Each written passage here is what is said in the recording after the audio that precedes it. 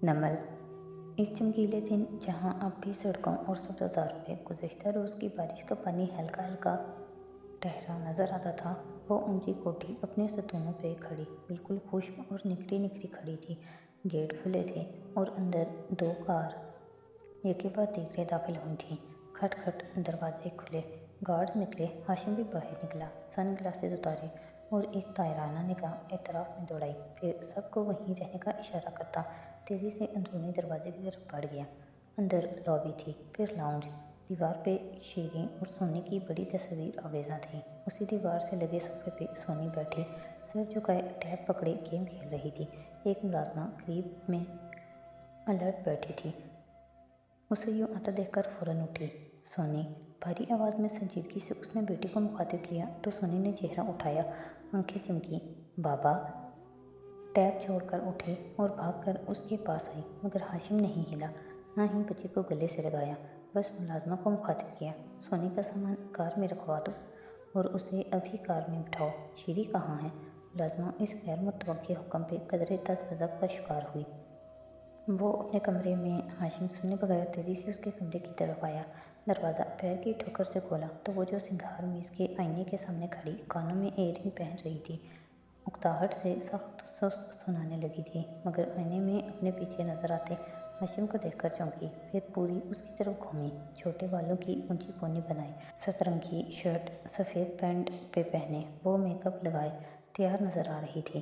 तुम इधर कैसे? अचंभे से उसने पूछा था। हाशिम ने अपने कब में दरवाज़ा बंद किया और तेज़ी से उसके सर पे आ पहुंचा, उसे गर्दन से दबोच कर दीवार से लगाया। एयरिंग चटाक से ज़मीन पे जा गिरा। हाशिम, तुम क्या? वो हक्का बक्का उसके हाथ को अपने हाथों से हटाने की कोशिश करने लगी, मगर उसका गला दब रहा था, आंखें उबल रही थीं। तुम्हारे सेफ में नीले रंग के लिफाफे में एक सीडी है या नहीं? चबा चबा कर बोलते वो उस पर नज़र गाड़े हुए था। हाशिम, छोड़ो। उसने मज़ीद ज़ोर से गला दबाया। शीरीन का सांस रुकने लगा। है या नहीं? सुर्ख आंखों के साथ वो घुर्राया था। है, मुझे छोड़ो। मगर हाशिम ने एक हाथ से उसकी गर्दन दबोचे जोर बढ़ाया। उसका रंग सफ़ेद पड़ने लगा। कहाँ से आई है वो तुम्हारे पास? सदी ने दी थी। मुझे छोड़ो, मैं बताती हूँ। हाशिम ने एक झटके से उसकी गर्दन छोड़ी। वो भी इख्तियार लड़खड़ाई और फिर गर्दन पे हाथ रखे खांसते हुए घुटनों के बल बैठ गई। आंखों से पानी बहने लगा, फिर चेहरा उठाकर सदमे और नफरत से उसे देखा। तुम इंसान नहीं, जानवर हो। वो फिर उसकी तरफ बढ़ा तो शीरीं जल्दी से पीछे को हटी। सदी ने दी थी। मैंने उसको एक काम कहा था, उसने ये रखवाई थी। बुरी तरह खांसते हुए वो कह रही थी। थोड़ी देर बाद जब खांसी संभली तो उसने उठकर लॉकर खोला और अंदर से वो नीला लिफाफा निकाल कर हाशिम को थमाया। इसमें क्या है? ये इनकरप्टेड है और मेरे पास इतना वक्त और दिमाग नहीं है कि इसे खोलती फिरूं। उसने कहा था कि अगर मुझे कुछ हुआ तो ये मीडिया को दे देना। तो तुमने ये किसको दी थी? वो सख्ती से पूछ रहा था। मैंने क्या करना था किसी को देकर? एक दो दफ़ा खोलने की कोशिश की, नहीं खुली तो छोड़ दी। मैं तो इसे भूल भाल भी गई थी, मगर तुम्हें किसने बताया इस बारे में? हनूज गले पे हाथ रखे वो हैरत और नागवारी से उसे देख रही थी। फिर ख्याल आया, ओह लेट मी गेस, सदी ने बताया होगा। क्या काम कहा था तुमने उसे? वो बुलंद आवाज़ में गरजा। नहीं बताऊंगी, और अभी के अभी यहाँ से निकल जाओ। बाजू लंबा करके दरवाजे की तरफ इशारा करती वो चिल्लाई थी। तुमने ये वीडियो लीक की है शीरी, और मैं ये जानता हूँ, मगर मैं तुम्हें कुछ नहीं कहूँगा अभी, क्योंकि तुमसे बड़े मसाइल हैं फ़िलहाल मेरे पास। लेकिन इसके बाद वीडियो वाला पैकेट हाथ में हिलाते तंबीह करते बोला था, इसके बाद मैं तुम्हें देख लूँगा और इस दफ़ा मैं तुम्हें कोई रियायत नहीं दूंगा। Get out. वो बेबसी से चिल्लाई। हाशिम एक सख्त नज़र उस पर डालता बाहर निकल गया। रास्ते में उसने सोनिया से कोई बात नहीं की। संजीदा चेहरे के साथ खिड़की से बाहर देखता रहा। सोनी को घर ड्रॉप करके वो ऑफिस आया और एक आईटी के लड़के को बुलाया। 10 मिनट भी नहीं लगे इस इनक्रप्शन को खोलने में, और जब वो खुली तो अंदर एक ही वीडियो थी, जज की वीडियो। तारीख इस टाइम भी कोई 1.5-पौने साल पुरानी थी। सदी ने ये बाकी उन्हीं दिनों की शीरी को दी थी। सो फारिस ने वीडियो लीक नहीं की थी, शीरी ने की थी। वो अब ऑफिस में खामोश बैठा सोच रहा था, और उसके बाद शीरी मेरे पास आई थी कंपनी में शेयर्स की बात करने। सदी सच बोल रहा था। उसने मेज़ पे रखी एक दूसरी फाइल खोली। अंदर चंद कागजात रखे थे, हर वो शय जो रईस ढूंढ सका था। खबर और डॉक्टर के ताल्लुकात के बारे में। सादी यहाँ भी सच्चा था। हाशिम पेशानी को मसलते बंद आंखों से कितनी ही देर कुर्सी की पुश से टेक लगाए बैठा रहा, फिर फ़ोन उठाया, नंबर मिलाकर सादी से बात करवाने को कहा। कहो हाशिम, मेरी याद कैसे आई? तुम सच कह रही थी, वो थकान से बोला। तो दूसरी तरफ सादी ने बेइख्तियार थूक निकला। तुम्हारी दोनों बातें सच थीं। मेरे साथ मेरे अपनों ने धोखा किया है। कोई घंटी बजी? हाँ, बज रही है, अरसे से बज रही है। मैं अपनी बेटी से बात नहीं कर पा रहा। मेरा अपने बाप से बहुत गहरा रिश्ता था, किसी ने एक ही बार में ख़त्म कर दिया। सोचता हूँ मेरी बेटी से भी कोई मुझे छीन लेगा, वो कैसे सरवाइव कर पाएगी? तुम्हें ये सब पहले सोचना चाहिए था, बहुत देर हो चुकी है। वो बेजारी से बोला था। हाशिम कितने ही लम्हे खामोश रहा, कुर्सी से टेक लगाए, आंखें मूंदे, फ़ोन कान से लगाए और गहरे दुख के ज़ेरे असर था। क्या कोई निजात का रास्ता है सादी? क्या मेरे लिए कोई माफ़ी और तौबा का रास्ता है? सादी को आग लग गई थी। तुम जैसे लोगों के लिए कोई माफ़ी कोई तौबा नहीं होती। अल्लाह तुम्हें कभी माफ़ नहीं करेगा। कत्ल माफ़ नहीं हुआ करता। अच्छा, वो हल्का सा हंसा। तुम्हारा खुदा इतना जालिम है क्या? हाँ, वो ज़ालिमों के लिए शदीदुल इक़ाब है। इतनी ज़िंदगियाँ तबाह करके तुम माफ़ी और तौबा की उम्मीद नहीं रख सकते। क्या मेरे लिए कोई अच्छाई का रास्ता नहीं है? क्या मैं इस दलदल से निकल नहीं सकता? क्या तुम्हारे खुदा के पास ज़रा सी गुंजाइश नहीं है मेरे लिए? नहीं है। सुन लिया तुमने? नहीं है, वो चिल्लाया था। अंदर बहुत कुछ उबलने लगा था। क्या तुम मेरे लिए दुआ नहीं कर सकते कि मेरे लिए कोई रास्ता निकल आए, इस गिल्ट, इस दलदल, इन जराइम से निकलने का रास्ता? वो आंखें बंद किए मध्यम और गीली आवाज़ में कह रहा था। तुम जैसा दिल का अंधा आदमी इस काबिल नहीं है कि कोई तुम्हारे लिए दुआ करे। और खट से फ़ोन बंद कर दिया गया। हाशिम ने सुस्त रवि से फ़ोन मेज़ पे रख दिया। दूसरी तरफ सादी फ़ोन पटाकर कमरे में इधर उधर टहलने लगा। गुस्से से उसका चेहरा गुलाबी हो रहा था, दिमाग खोल रहा था, मगर सुकून नहीं मिल रहा था। उसने ठीक कहा था जो कहा था, मगर फिर कौन सी आवाज़ थी जो बार बार जहन पे दस्तक देने लगी थी? जब उसने जहन के क्वार्टर बंद कर लिए तो वो दिल को खंगालने लगा और दिल के खटके से पीछा छुड़ाना नामुमकिन था। वो मुस्तरब सा बेड के किनारे बैठा और सर दोनों हाथों में गिरा लिया। आवाज़ अब बुलंद होती हुई कुरान की सूरा। वो तुर्श रूह हुआ और मुँह फेर लिया कि उसके पास आया एक अंधा। और क्या चीज़ समझाए तुझको? शायद कि वो सुधर जाए या नसीहत पकड़ ले और फ़ायदा दे उसको नसीहत। मुख्तलिफ आयात ज़मीर पे कोड़े बरसाने लगी। बल्कि बेशक वो कुरान तो एक नसीहत है, तो जो कोई चाहे याद करे इसको, जो मुकर्रम सहीफ़ों में है, बुलंद और पाकीज़ा है, हाथों में हैं लिखने वाले के, जो मुअज़्ज़ज़ हैं, नेक हैं। नहीं अल्लाह ताला। उसने सर उठाकर बेबसी भरे गुस्से से ऊपर देखा। इतना सब कुछ होने के बाद, मेरा ख़ानदान, हमारी ज़िंदगियाँ बर्बाद होने के बाद भी आप मुझे कैसे बता सकते हैं कि उसकी माफ़ी और तौबा की उम्मीद नहीं, हरगिज़ नहीं। वो नफ़ी में सर हिलाते हुए बार बार इस बात को झुठला रहा था। शायद कि वो नसीहत पकड़ ले, शायद कि अल्फाज ज़हन पे हथौड़े बरसा रहे थे। फिर वो उठा और गार्ड को आवाज़ दी। चंद लम्हों बाद वो अपने कमरे के कोने में ज़मीन पे अकड़ बैठा, फ़ोन कान से लगाए, सर झुकाए हुए था। बोलो सदी, क्या कहना रह गया था? उसके लहजे में थकान अब भी थी। जब मैंने कुरान पढ़ना शुरू किया था तो एक बात पे मैं सख्त उलझन का शिकार रहता था।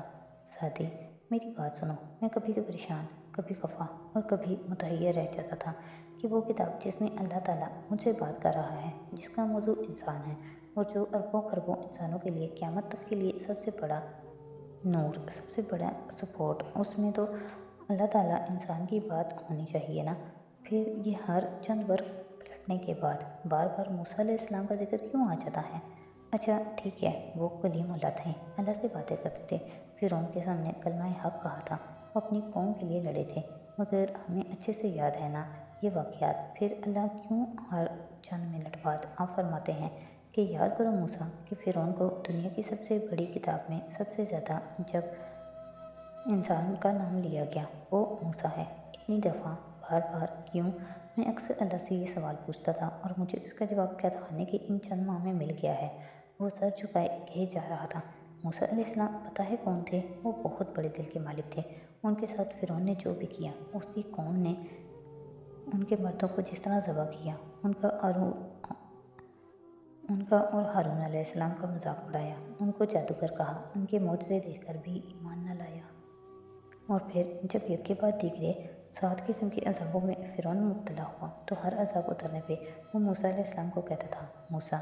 उसकी आवाज़ नम हुई, ए मूसा, दुआ करो हमारे लिए अपने रब से कि वो इसे टाल दे हमसे, तो फिर हम ईमान ले आएंगे। मूसा अलैहिस्सलाम हर दफ़ा दुआ के लिए हाथ उठा दिया करते थे, मगर वो लोग आफात टलने के बाद भी ईमान नहीं लाया करते थे।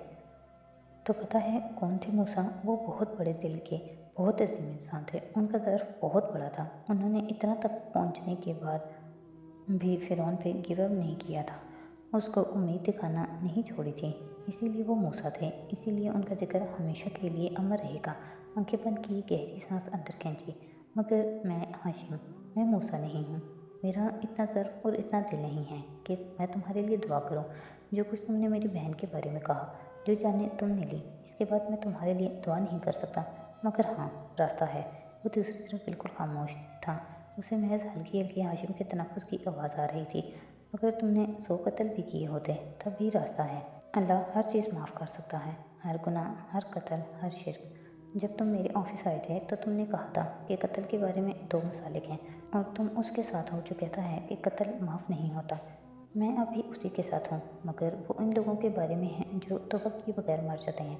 एक ग्रुह कहता है कि अगर वो मुशरिक नहीं थे तो अल्लाह रोज़े क़यामत उनको माफ़ कर देगा।